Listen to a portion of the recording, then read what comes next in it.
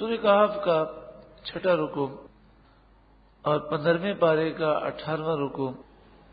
وَاضْرِبْ لَهُمْ مَثَلَ الْحَيَاةِ الدُّنْيَا. اے محبوب آپ ان لوگوں کو دنیا کی زندگی کی مثال بتائیے، ان کے سامنے اس کی مثال بیان کریں.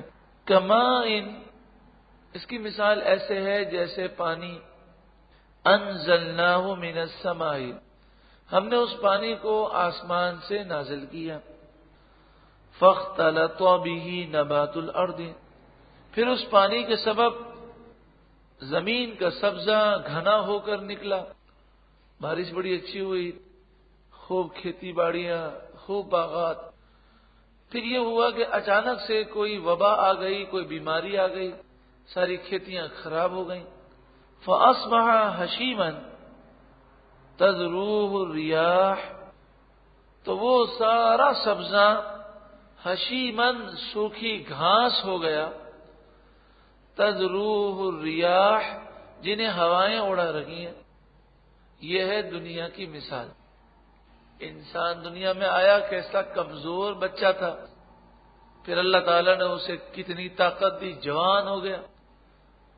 پھر اچانک سے کوئی بیماری لگ گئی، سوکھ کر کانٹا ہو گیا، یا کوئی حادثہ ہو گیا، یا بوڑھا ہو گیا، انتقال ہو گیا.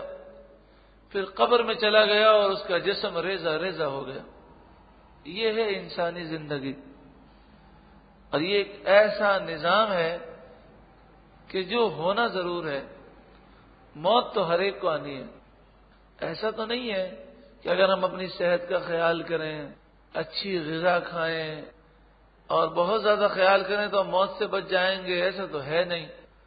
موت کے بارے میں تو ایک ایسا عقیدہ ہے کہ دنیا کا ہر شخص، چاہے وہ مسلمان ہو کافر ہو، وہ یہ عقیدہ ضرور رکھتا ہے کہ ایک نہ ایک دن مرنا ضرور ہے.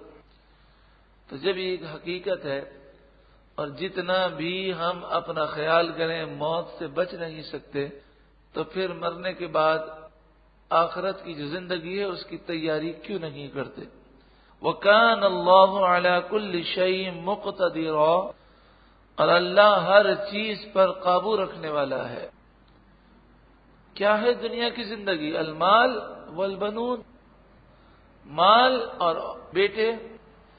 زینت الحیات الدنیا، دنیا کی زندگی کی زینت ہے. والباقیات الصالحات، باقی رہنے والے نیک اعمال. خیر، وہ بہت بہتر ہیں. عند ربک ثوابا، تمہارے رب کے پاس ثواب کے اعتبار سے. وخیر عملا، اور بہترین ہے انجام کے اعتبار سے، امید کے اعتبار سے. یعنی باقی رہنے والے اچھے اعمال پر ثواب بھی بہت ملے گا اور اس پر اچھی امیدیں بہت ہیں. حضرت علی رضی اللہ تعالیٰ عنہ فرماتے ہیں کہ دنیا جو ہے وہ، دنیا کی جو نعمتیں ہیں، مال، دولت، اسباب، اولاد، یہ سب یہیں رہ جائے گا. آخرت میں نیک اعمال کام آئیں گے. بعض لوگوں کو اللہ نے دنیا دی، بعض کو آخرت دی. لیکن فرمایا بعض مومن وہ خوش نصیب ہیں کہ اللہ نے انہیں دنیا بھی دی اور آخرت بھی عطا فرمائی. یہ وہ خوش نصیب ہیں کہ انہوں نے دنیا کو آخرت کمانے کا ذریعہ بنا لیا، مال کے ذریعے آخرت کو حاصل کیا، اولاد کی صحیح تربیت کی اور اولاد ان کے لیے ثواب جاریہ بنی. کسی نے اپنے بچے کو حافظ قرآن بنایا، عالم دین بنایا. اگر وہ عالم اور حافظ نہ بنا سکا تو کم از کم اسے نیک متقی پرہیزگار بنایا کہ وہ بچہ اب بڑا ہو کر کہتا ہے کہ نہیں جناب، میں حرام نہیں کماؤں گا، میں نماز نہیں چھوڑوں گا، گناہ نہیں کروں گا، کیونکہ میرے والد گرامی نے میری یہ تربیت کی ہے، میری ماں نے میری یہ تربیت کی ہے. اس تربیت کا صلہ اس کے والدین کو قبر میں ملتا رہے گا. اللہ تعالی ہمارے لیے بھی دنیا کو آخرت کی کھیتی بنا دے. عقید جہاں صلی اللہ علیہ وآلہ وسلم سے پوچھا گیا باقیات الصالحات کون سے اعمال ہیں؟ تو آپ نے فرمایا اللہ اکبر، لا الہ الا اللہ سبحان اللہ والحمد للہ ولا حول ولا قوت الا باللہ.